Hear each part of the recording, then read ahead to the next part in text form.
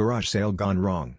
So last Saturday, my family decided to take part in our neighborhood's annual garage sale, a tradition that's usually just an excuse for suburbanites to unload their questionable taste in lawn ornaments and for kids to hustle lemonade at prices that would make Starbucks blush. My mom, in her infinite wisdom, told me to finally get rid of my old bike, which had been gathering dust in the garage since I discovered the joys of Uber. I reluctantly agreed, hoping some unsuspecting hipster would mistake its rust for vintage patina. The morning started off pretty normal.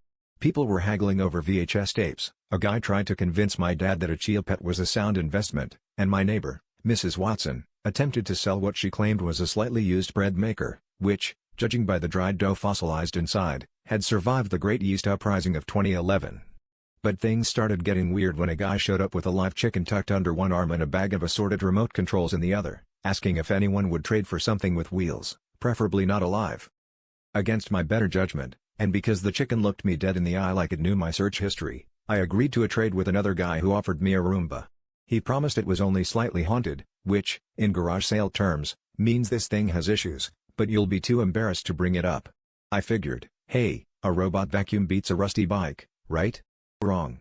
I took it home, pressed start, and watched as it immediately spun in a perfect circle, endlessly chasing its own tail like an indecisive dog at a disco.